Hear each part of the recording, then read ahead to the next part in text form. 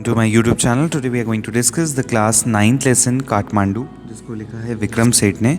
ये एक एक्सट्रैक्ट है उनके रिटन एक ट्रैवलॉग से जिसका नाम था हेवन लेक। सो इस चैप्टर में बताते हैं कि वो काठमांडू में है। Kathmandu is the capital of Nepal और वहाँ पे उन्होंने एक छोटा सा चीप सा रूम लिया है कुछ घंटे सोने के लिए। यहाँ पे मिस्टर शाह के सन और नेफ्यू हैं उनके साथ और उनको दो जगह पे ले जाते हैं। काठमांडू की फेमस जगहें हैं Buddhist temple and a Hindu temple. सबसे पहले वो जा रहे हैं पशुपतिनाथ टेम्पल, जहाँ पे एक साइन बोर्ड लगा गया है entrance for the Hindus only. वहाँ पे प्रीस्ट हैं, हॉकर्स हैं, डिवोटीज़ हैं, टूरिस्ट हैं, काउज़ हैं, मंकीज़ हैं, पिजन्स हैं, डॉग्स हैं और सब जगह बहुत गंदगी देखने को मिलती है उनको। कई सारे वर्शिपर्स हैं जो जाने की कोशिश कर रहे हैं, जो एक दूसरे को धक्का दे रहे हैं। कई यहाँ पे एक नेपालीज़ रॉयल प्रिंसेस भी दिखाई देती है उनको। जैसे ही वो आती है तो लोग उनके लिए रास्ता बनाते हैं, मेन गेट से उनको जाने को दिया जाता है। कुछ वेस्टर्नर्स हैं जो सैफरन कलर के कपड़े पहन के वहाँ पे खड़े हैं, बट पुलिसमैन उनको जाने नहीं दे रहा और वहाँ पे लिखा हुआ है द हिंदूज़। कुछ दो मंकीज़ के बीच में यहाँ पे फाइट हो जाती है और एक दूसरे पे वो जंप करते हुए शिवलिंग की तरफ से भागते हैं और वहाँ पे नदी का नाम बताया गया द होली बगमती। यहाँ पे बगमती के किनारे कहीं पे किसी की चिता जलाई जा रही है। कुछ वॉशर वुमेन हैं जो अपना काम कर रही हैं और बच्चे हैं वहाँ पे नहा रहे हैं। एक बालकनी से कोई बास्केट ऑफ फ्लावर्स वहाँ पे ऑफरिंग दी जा रही हैं जो कि नदियों में डाली जाती हैं। नदी को पोल्यूट करा जाता है, लेकिन it is a religious sentiment, तो यहाँ पे रिलीजियस सेंटिमेंट्स हैं। एक छोटा सा मंदिर है जो वहाँ नदी में दिखाई देता है और जब ऐसा कहा जाता है कि अगर वो मंदिर पूरे तरीके से ढक जाएगा तो यहाँ पे देवी जी प्रकट हो जाएंगी और कलयुग जो है धरती पे ख़त्म हो जाएगा। तो ये कुछ लेजेंड्स हैं जो वहाँ पे जुड़े हुए हैं पशुपतिनाथ टेम्पल से।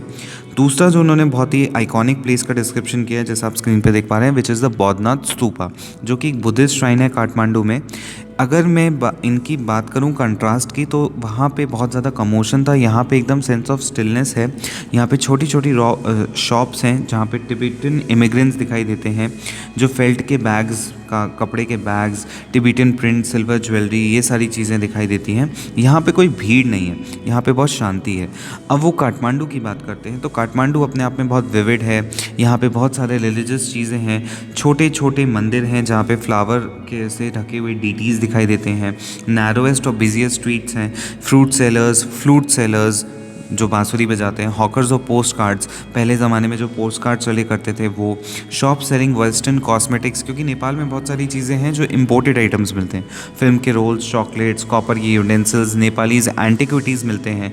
कुछ फिल्मी गाने सुनाई देते हैं, कार के हॉर्न सुनाई देते हैं, बाइसाइकिल की बेल्स, रिंग्स। तो अगर देखा जाए तो विक्रम सेठ ने एक बहुत ही विविड सा डिस्क्रिप्शन दिया है जहाँ पे कई सारी चीज़ें एक साथ देखने को मिलती हैं। और वो यहाँ पे बताते हैं कि थोड़ी देर चलने के बाद वो भुट्टे पे भुट्टा खाता है और उस पर चिली और सॉल्ट और लेमन है। फिर उसके बाद वहाँ पे वो कॉमिक्स पढ़ रहे हैं, रीडर डाइजेस्ट, और कोका कोला के साथ उसको वो पी के ख़त्म करता है। एंड देन उसके बाद वो सोचता है कि घर चला जाए और उनका वो अपना प्लान बताते हैं कि is planning to go to Patna and Patna से गंगा के थ्रू होते हुए बनारस एंड इलाहाबाद जाना है, फिर यमुना नदी देखने के लिए want to go to Agra and Delhi. And since it is a travelogue, so वो बताते हैं। और फिर वो एक नेपाल एयरलाइंस के ऑफिस में भी जाते हैं ताकि वो फ़्लाइट की टिकट ले सकें। फिर उसको दिखाई देता है एक फ्लूट सेलर। अब जब वो फ्लूट सेलर दिखाई देता है तब वो देखता है कि फ्लूट सेलर के पास एक लंबा सा पोल है और उसमें 50 या 60 बांसुरियाँ उसने टांग रखी हैं जैसे कोई पॉर्क्यूपाइन हो। फिर वो यहाँ पे फ्लूट्स के बारे में बताते हैं कि ये सारे फ्लूट्स बैम्बू के बने हुए हैं, कुछ क्रॉस फ्लूट्स हैं, कुछ रिकॉर्डर्स हैं। और ये पोल लेके वो वहाँ पे खड़ा होता है और वो बाकी हॉकर्स से काफ़ी डिफरेंट है फ्लूट सेलर, क्योंकि वो बहुत ज़्यादा शो नहीं करता, बहुत ज़ोर ज़ोर से चिल्लाता नहीं है। वो देखता है कि जब लोग उसके आसपास आ रहे हैं तभी वो अपनी फ्लूट बजाता है। उसकी सेल बहुत ओकेजनल है, बट वो बहुत कॉन्टेंटेड और बहुत सेटिस्फाइड दिखाई देता है। अब वो बात करते हैं डिफरेंट तरह के कल्चर्स और उनके फ्लूट्स की। जैसे एक होती है रीड ने रिकॉर्डर, जापानीज़ शाकुहाची जो होती है, या हिंदुस्तानी बांसुरी जो कि क्लासिकल म्यूज़िक में बजाई जाती है। साउथ अमेरिका की जो ब्रीदी फ्लूट्स होती हैं बड़ी बड़ी, या हाई पिच्ड चाइनीज़ फ्लूट्स होती हैं। हर एक अलग अलग फिंगरिंग टेक्निक है, अलग अलग एक साउंड है और बताते हैं कि उनका एसोसिएशन कैसे होता है ह्यूमन वॉइस या ह्यूमन बींग्स के थ्रू।